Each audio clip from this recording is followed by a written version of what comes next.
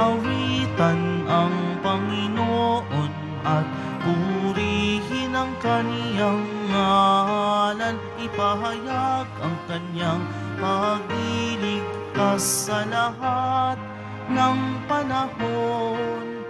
Magsiawit kayo sa Panginoon ng isang bagong awitin. Magsiawit kayo sa Panginoon, buong sandaigdigan. Sa ngalan ng Ama at ng Anak at ng Espiritu Santo, Amen. sumainyo ang Panginoon. At sumayo rin.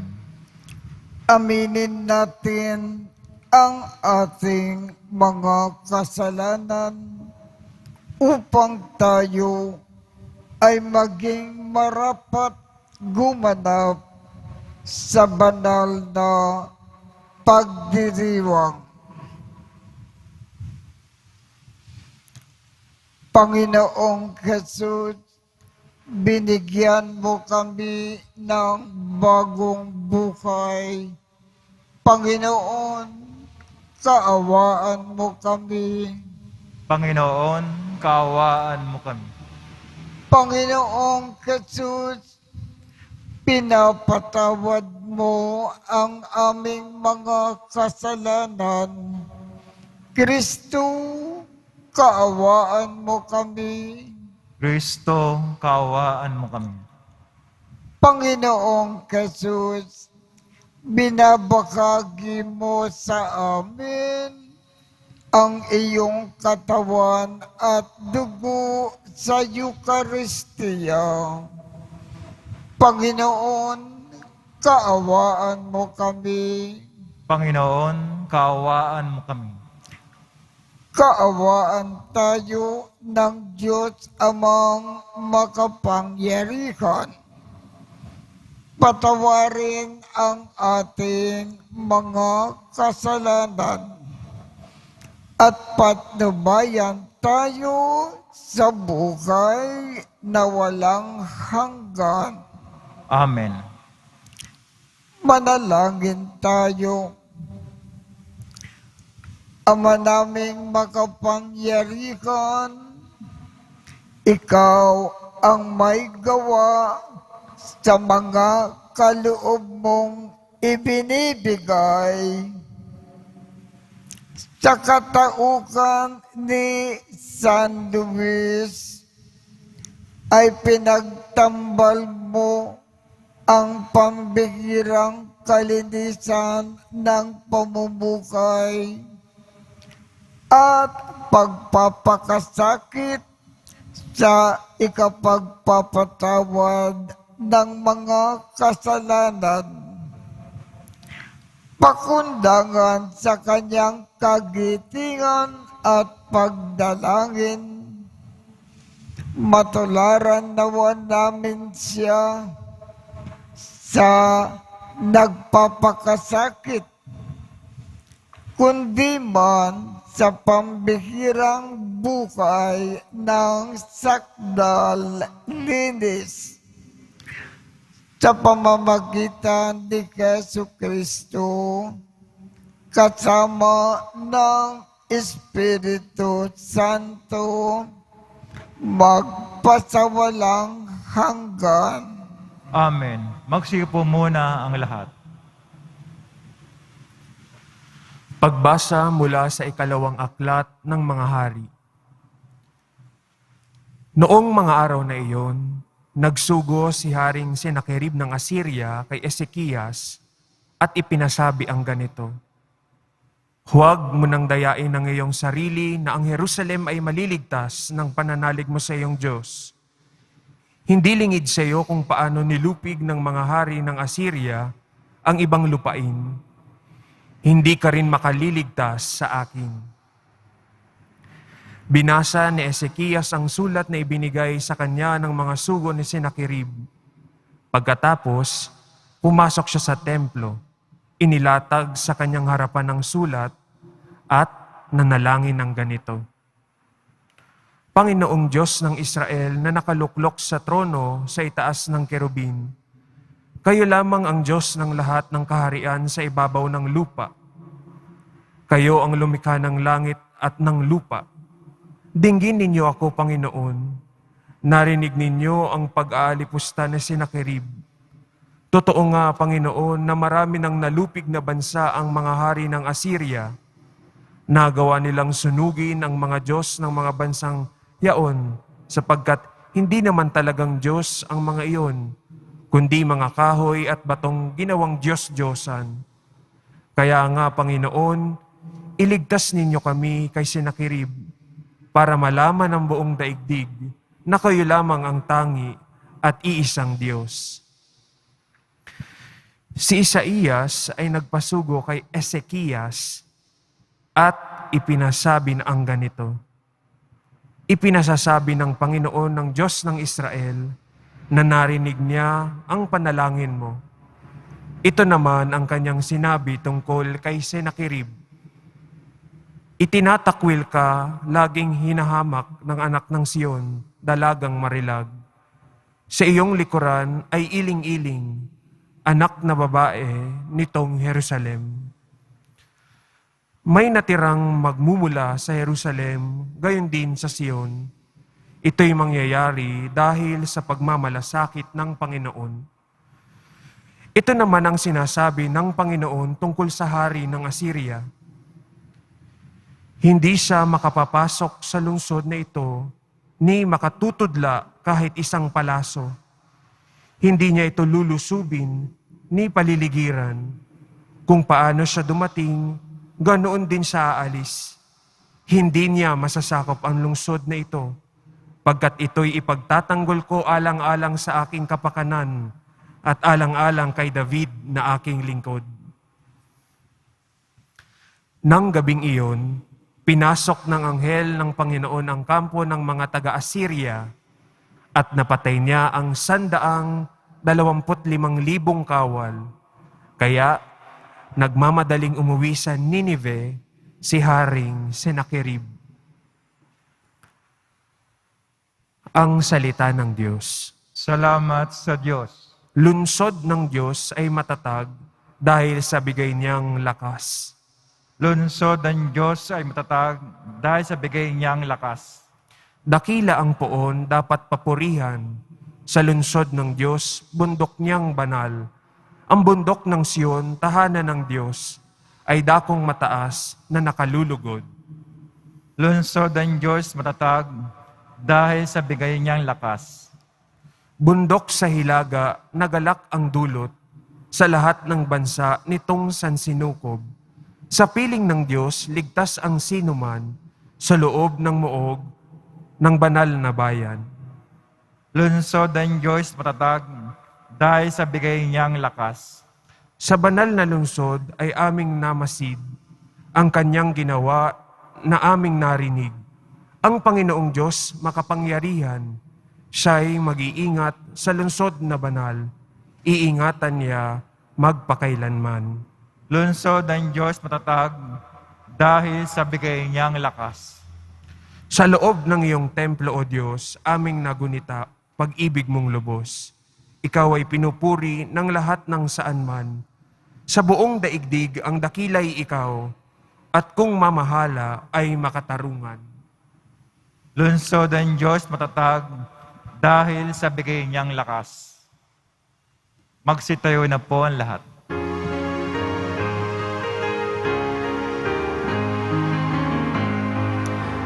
Hallelujah, Hallelujah, Hallelujah, Hallelujah.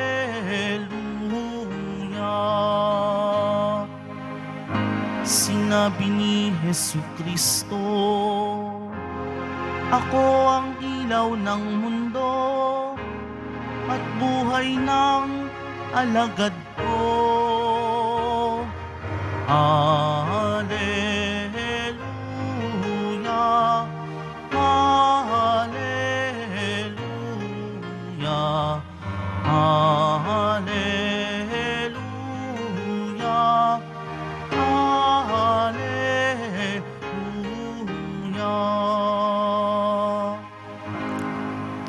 Sumainyo ang Panginoon. At sumayo rin. Ang mabuting balita ng Panginoon ayon kay San Mateo. Papuri sa iyo, Panginoon. Noong panahong iyon, sinabi ni Jesus sa kanyang mga alagad,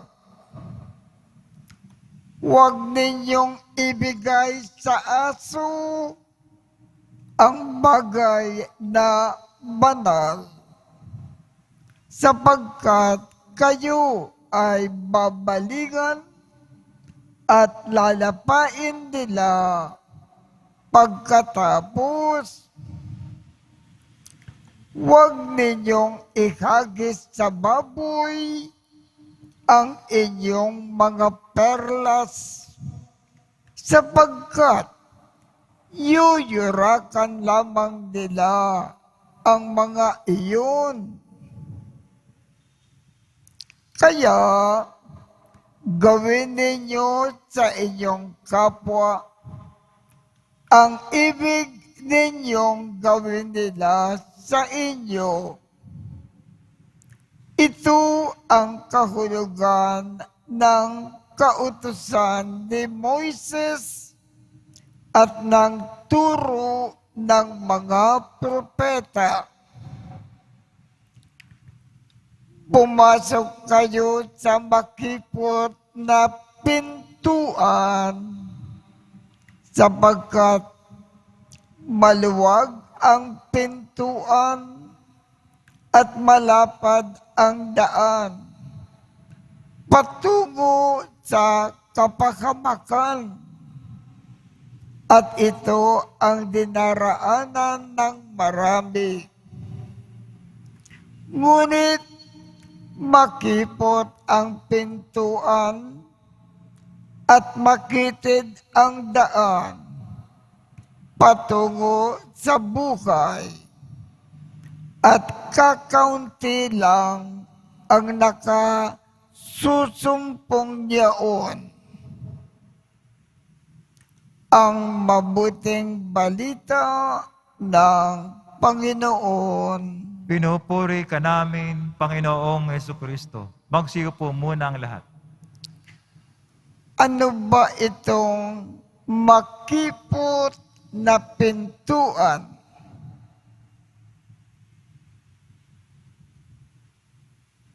Na kung dinaanan natin, langit kaagad ang ating tungo pagkatapos ng ating buhay sa lupa. Ang pagmamahal sa Diyos ng buong puso, ng buong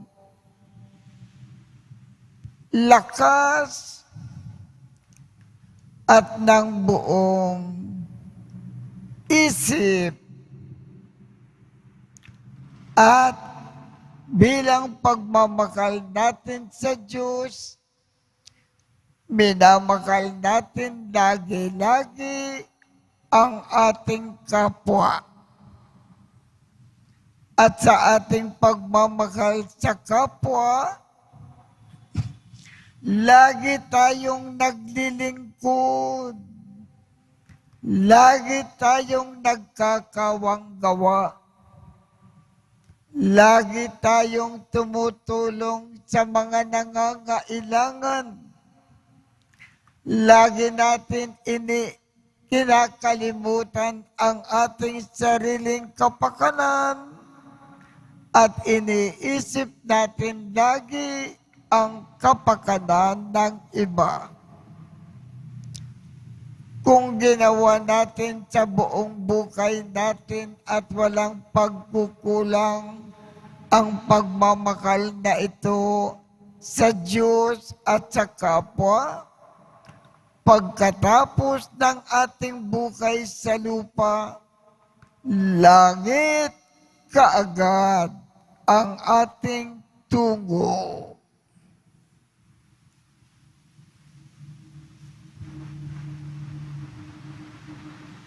Magsitayo na po ang lahat.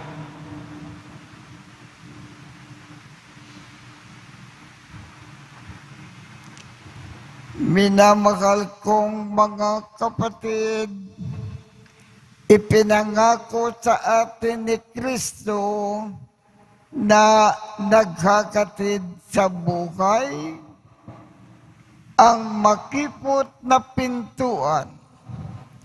Lumapit tayo sa Amang nasa langit sa pamamagitan ng may pagtitiwala at pananalig na panalangin itinuro sa atin ng Panginoon.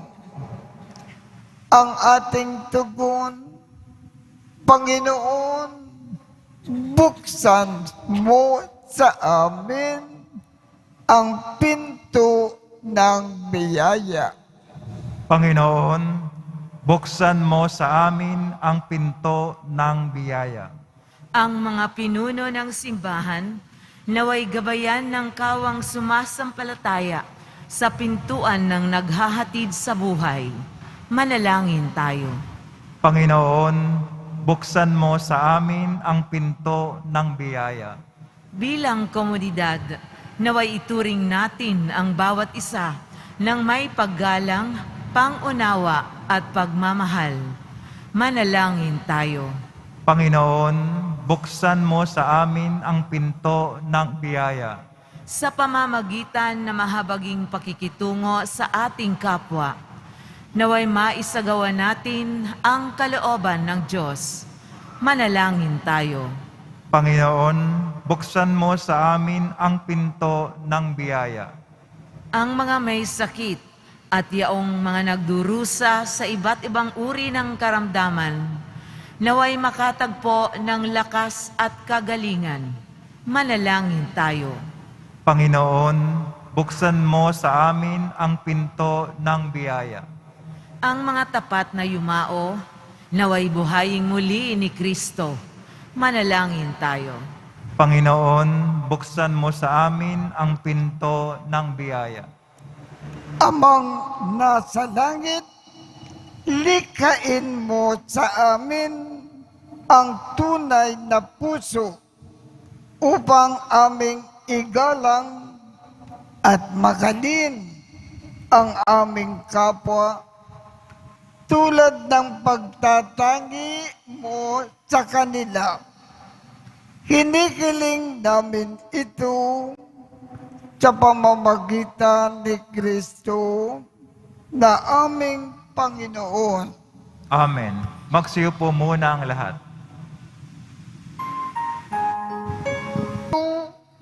Upang ang pag-aakin natin ay kalugdan ng Diyos Amang makapangyarihan.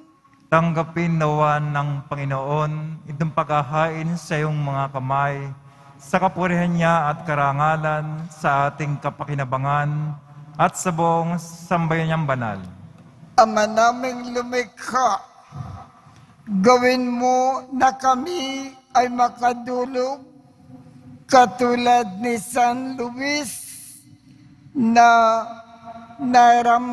nararamtang lagi ng kadalisayan para sa piging mong banal upang sa aming pakikinabang kami ay lalong managana sa kayamanan ng iyong pagmamahal sa pamamagitan ni Jesucristo kasama ng Espiritu Santo magpasawalang hanggan. Amen. Sumainyo ang Panginoon. At sumayo rin. Itaat sa Diyos ang inyong puso at diwa. Tinaas na namin sa Panginoon. Pasalamatan natin ang Panginoong ating Diyos. Marapat na siya ay pasalamatan. Ama naming makapangyarihan, tunay ngang marapat na ikaw ay aming pasalamatan.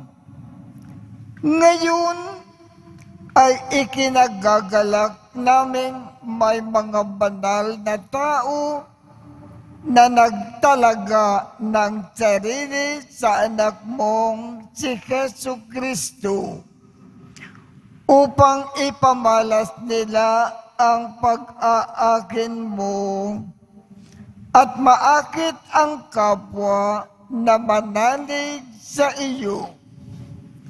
Ngayon, sa amin ay ibinigay ng iyong anak na minamahal ang kabanalang iyong taglay at hangad mong kamtin ng tanan.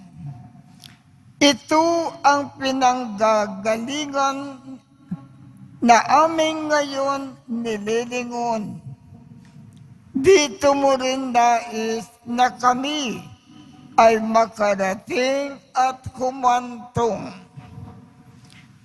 Kaya kaisa ng mga anghel na nagsisiawit ng papuri sa iyo nang walang humpay sa kalangitan, kami ay nagbubunyi sa iyong kadakilaan. Santo, Santo, Santo, Panginoon Diyos ng mga hukbo, napupuno ang langit at lupa ng kadakilaan mo, o sana sa kaitaasan. Pinagpalang na paririto sa ngalan ng Panginoon, o sana sa kaitaasan. Magsilod po ang lahat. Ama naming banal, ikaw ang bukal ng tandang kabanalan. Kaya sa pamamagitan ng iyong Espiritu, gawin mong banal ang mga kaloob na ito upang para sa amin ay maging katawan at dugo ng aming Panginoong Jesucristo. Bago niya pinagtiis ang kusang loob na maging handog, hinawakan niya ang tinapay. Pinasalamatan kanya. Pinaghati-hati niya iyon. Iniabot sa kanyang mga alagad at sinabi, tanggapin ninyong lahat ito at kanin. Ito ang aking katawan na ikahandog para sa inyo.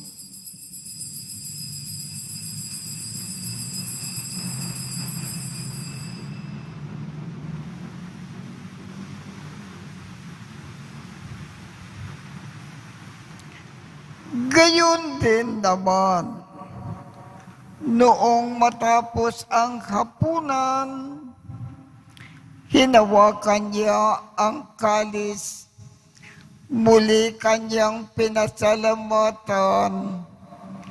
Iniabot niya ang kalis sa kanyang mga alagad at sinabi,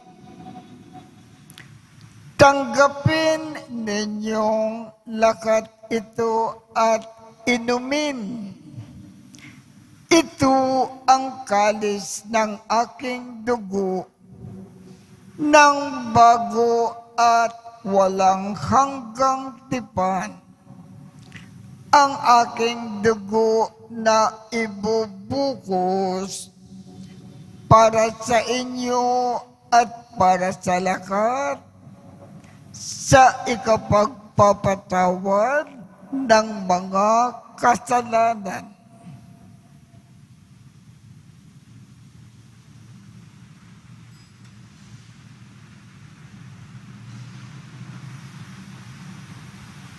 Magsitayo na po ang lahat. Ipagbunyi natin ang misteryo ng pananampalataya. Si Kristo'y namatay, si Kristo'y nabuhay, si Kristo'y babalik sa wakas ng panahon.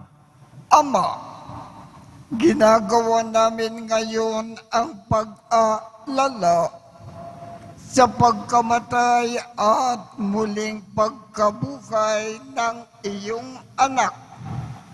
Kaya't iniaalay namin sa iyo ang tinapay na nagbibigay buhay at ang kalis na nagkakaloob ng kaligtasan. Kami ay nagpapasalamat dahil kami ay iyong minarapat na tumayo sa harap mo para maglingkod sa iyo.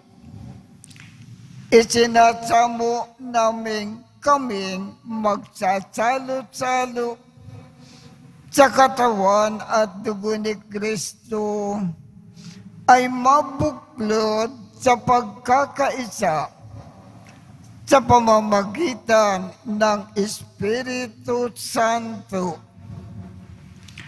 Ama, lingapin mo ang iyong simbakang laganap sa buong daigdig. Puspusin mo kami sa pag-ibig. Kaisa ni Francisco, aming Papa, Jose, aming Obispo, at ng Tanang Kaparian. Alalakanin mo rin ang mga kapatid naming nakimlay nang may pag-asa na sila ay muling mabubuhay. Gayon din ang lakat ng mga pumanaw. Kaawaan mo sila at patuloyin sa iyong kaliwanagan. Kaawaan mo at pagindapatin kaming lahat na makasalo sa iyong buhay na walang wakas. Kaisa ng makal na Birhen Maria na ina ng Diyos, ng kabiyak ng puso niyang si San Jose, kaisa ng mga apostol at ng lakat ng mga banal na namukay dito sa daigdig ng kalugod-lugod sa iyo.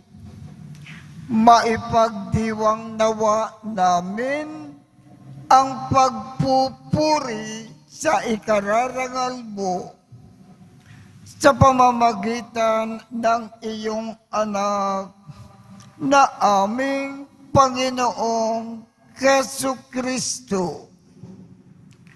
Sa pamamagitan ni Kristo, kasama niya at sa Kanya, ang lakat ng parangal at papuri ay sa iyo, Diyos amang makapangyarihan, kasama ng Espiritu Santo, magpasawalang hanggan.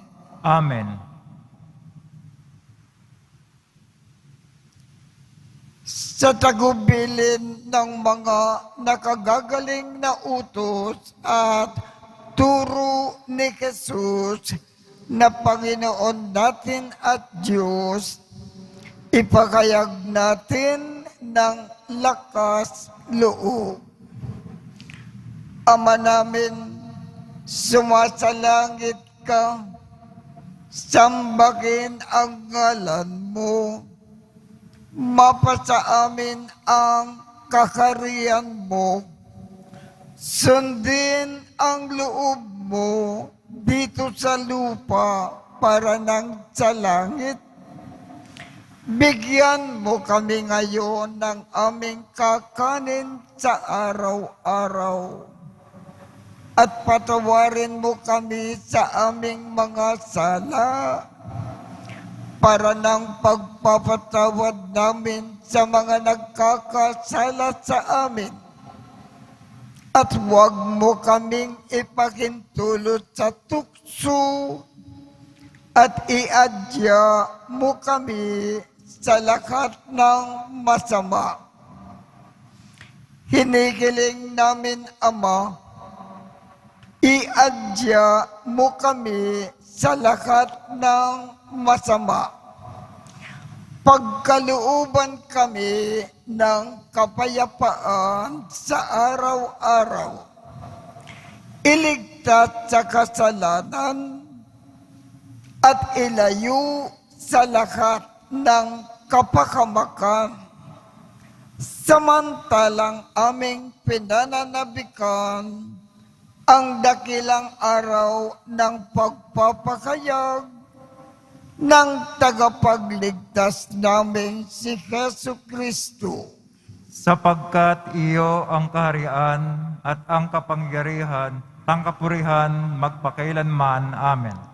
Panginoong Hesu Kristo, sinabi mo sa iyong mga apostol, kapayapaan ang iniiwan ko sa inyo. Ang aking kapayapaan ang ibinibigay ko sa inyo. Tungkayan mo ang aming pananampalataya at huwag ang aming mga pagkakasala. Pagkalooban mo kami ng kapayapaan at pagkakaisa ayon sa iyong kalooban, kasama ng Espiritu Santo, magpasawalang hanggan. Amen. Ang kapayapaan ng Panginoon ay laging sumainyo. At sumayo rin. Magbigayan tayo ng kapayapaan sa isa't isa.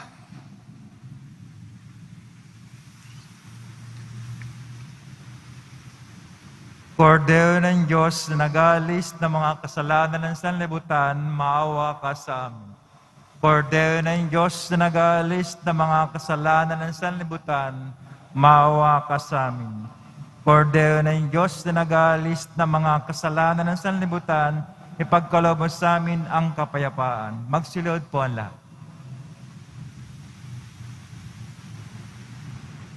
Ito ang kordero ng Diyos. Ito ang nag-aalis ng mga kasalanan ng sanlibutan. Mapalad ang mga inaanyayahan sa kanyang piging. Panginoon, hindi ako karapat-dapat na magpatuloy sa iyo, ngunit sa isang salita mo lamang ay gagaling na ako.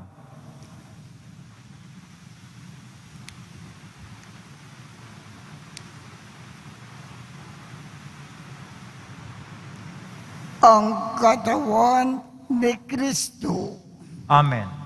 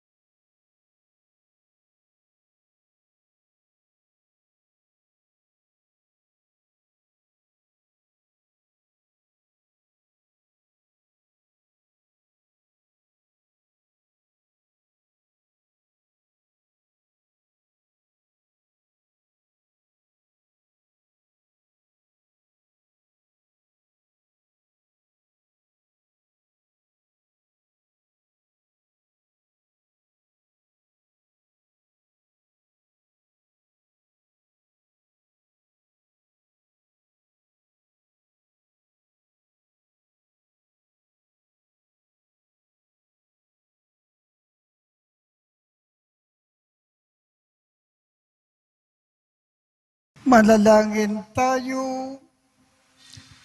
Ama naming mapagmahal, kaming iyong pinapagsalo sa pagkain ng mga anghel ay gawin mong makapabuhay sa pagkauliran ni San Luis, sa pagtanaw lagi ng utang na loob sa iyong kadakilaan, sa pamamagitan ni Jesucristo, kasama ng Espiritu Santo, magpasawalang hanggan. Amen. Sumainyo ang Panginoon At sumayo rin. at pagpalain kayong lahat ng makapangyarihang Diyos, Ama, Anak, at Espiritu Santo. Amen. Tapos na po ang misa. Humayo tayong mapayapa. Salamat sa Diyos.